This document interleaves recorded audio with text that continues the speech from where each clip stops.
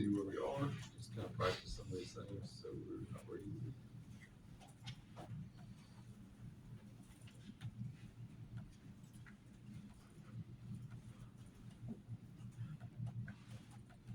So we'll try to run this 5.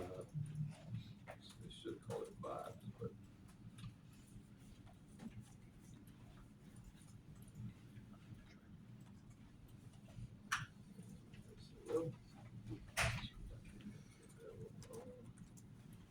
actually, well, here I'm going to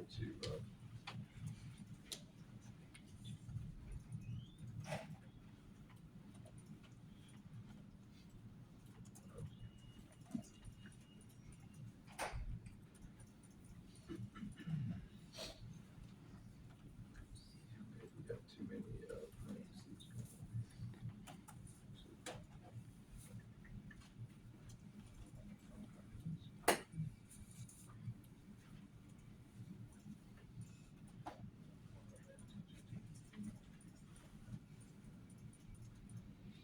So see anything wrong with it?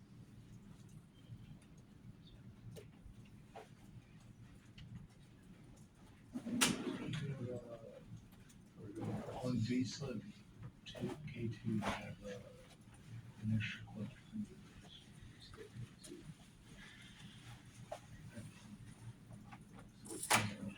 Don't beat that one.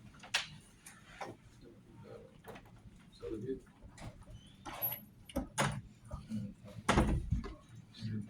We'll try that. That looks good. I thought it was that other line. Let's see. No, it's not. Turn this to 5s because I wanted it to be total 5s. I forgot the E in there. I think.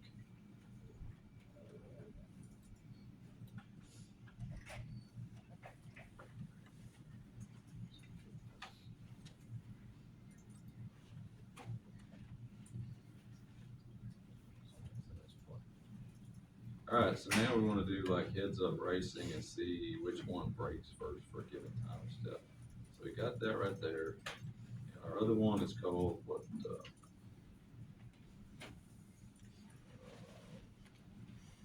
We got this long one right here. What I want to do is start taking down the time step and seeing which one doesn't do well.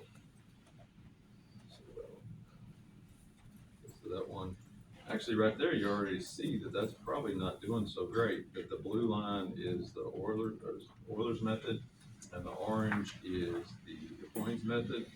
And to see which one is right, let's crank up the Euler's method and see if we want to say double the time steps and it kind of begins to look the same.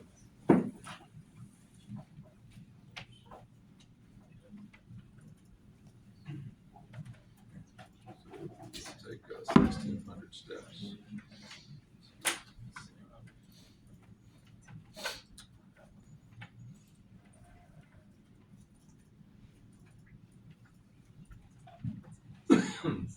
Alright, so y'all see this plot right here where the blue is not doing so sporty compared to the orange. And we'll see what happens if we crank this thing up a little bit.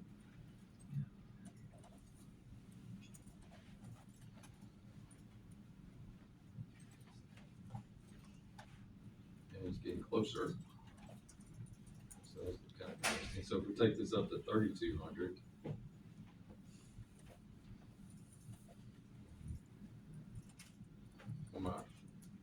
It's like hot outside, or my hands are hot, or whatever. It gets very sensitive on this touchpad over here.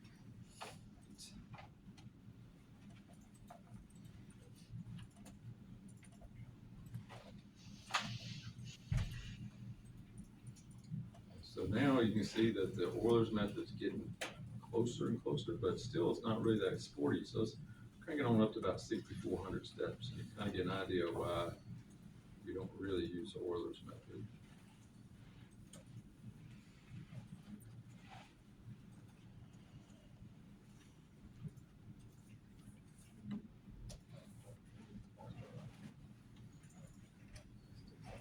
I'd say it's doing a little better. Let's take no prisoners right here. I want to go at 2,600. 26,000.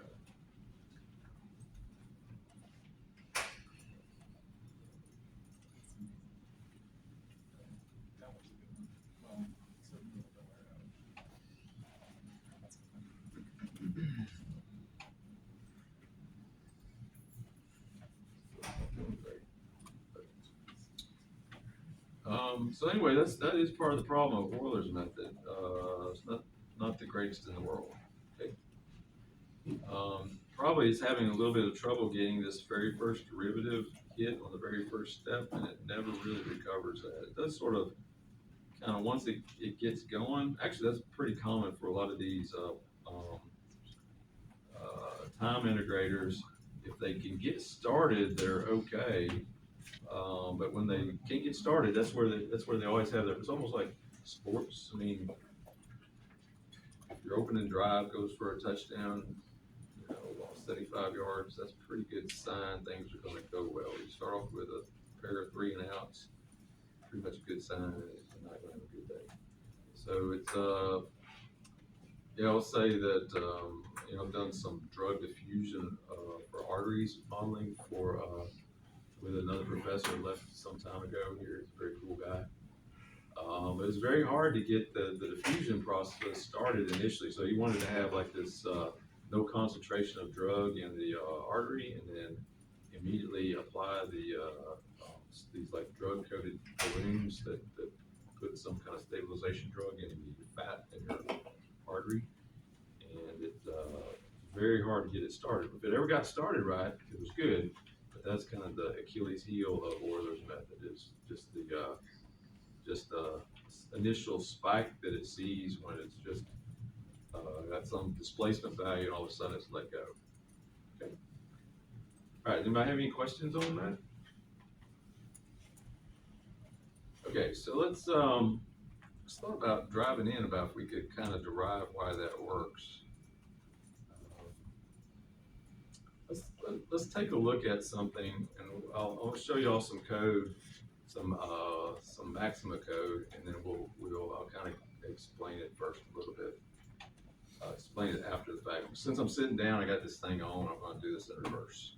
If I turn this thing off and then go up there, it's just kind of do it backwards. All right, so let's take a look at something I've developed over the years, which is a look at how the RK4 method works, and I'll give a run through, and then we can kind of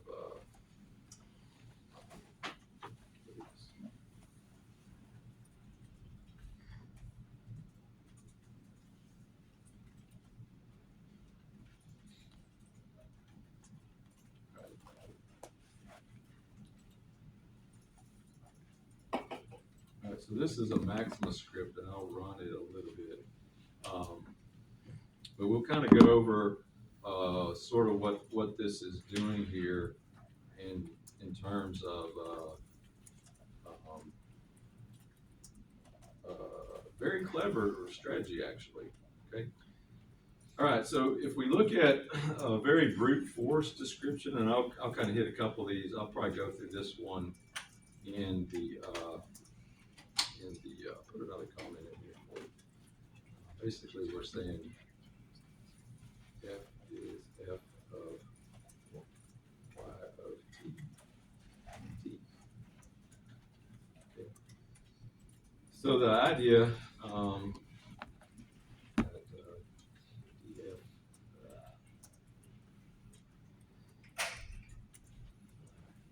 T. I don't know if it's going to like that slash in my thing, so I'm going to just leave it off. It's basically F. I'll throw it in and see if it doesn't like it or not.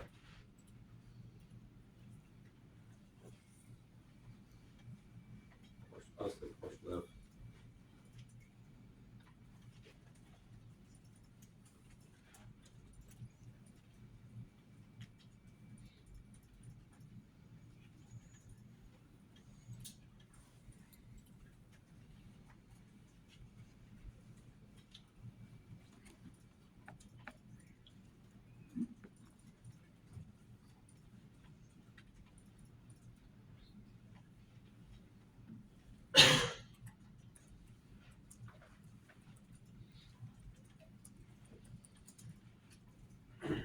So that's how we write out these derivatives. Is that if we look at the first derivative, we got y dot is f. That's the expression for what the second derivative y